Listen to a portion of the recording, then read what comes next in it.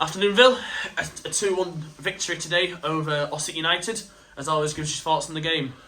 I didn't think we were very good overall in terms of, again, our standards. I thought Ossett were excellent, especially after they went down to 10 men.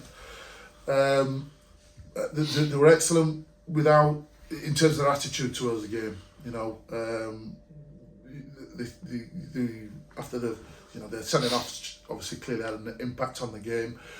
You could argue negatively or positively, because I thought they had a man sent off and they were the better team, and rightly so. They went in at half time 1-0, and they were a better team in terms of wanting it more than us, in terms of first and seconds. You know, chances wise, I don't really. There was one, where Brett saved in the first half, where it could have gone 2-0, definitely.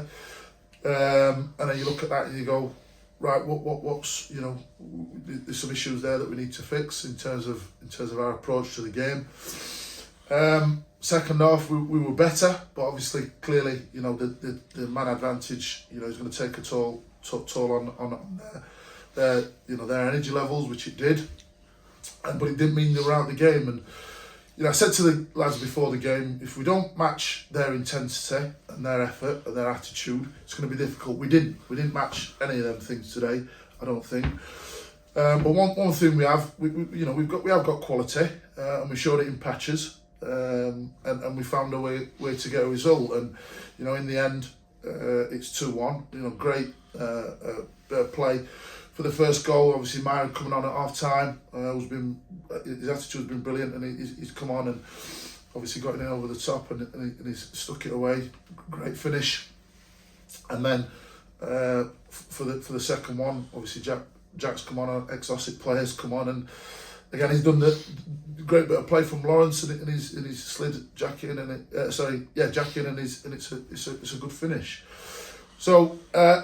2-1, and then you go, okay, now it's about, let's go for it now. And we did, to be fair to the lads, but obviously, got to take into account, Ossett were getting a bit leggy, and they still had a couple of chances from our sloppiness, and that was the frustrating thing today.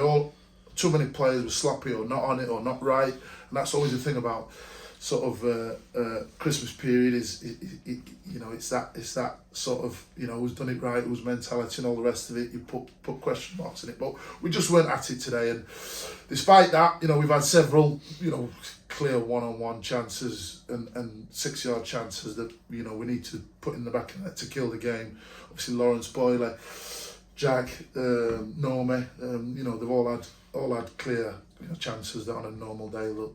Javel as well, even in the first half, I forgot about that one when he's in the 6-yard box.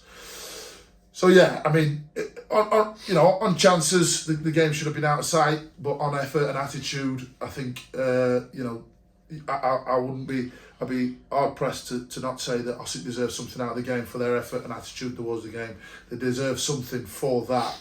But in terms of actual chances and opportunities, I certainly think we had the better of that. But as I say, it's down to the fact that that the 10 men made a difference in the end.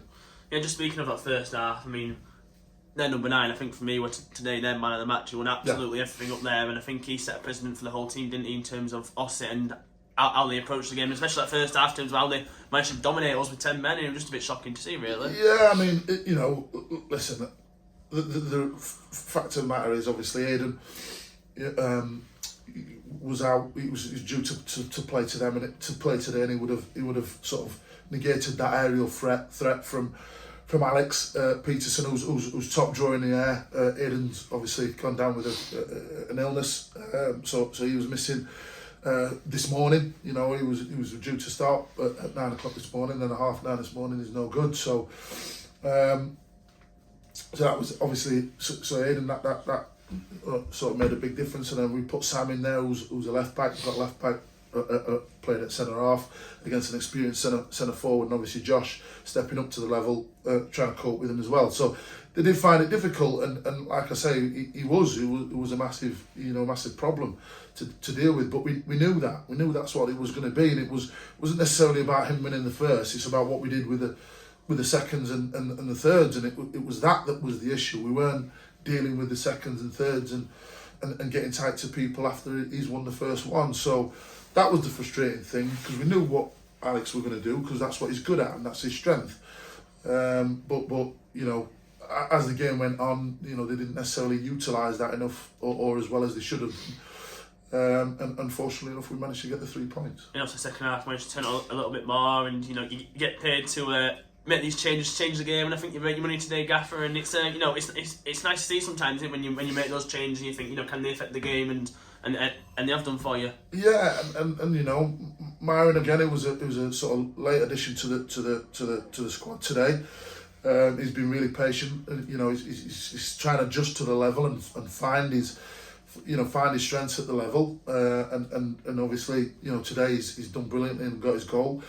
And then again with Jack, you know, obviously he's found it a little bit difficult to come in. Obviously, he's, you know, come from Ossett, has played at the level before, but today I thought he was absolutely brilliant. You know, he made a difference and ultimately changed the game and won the game. So yeah, it's pleasing to see.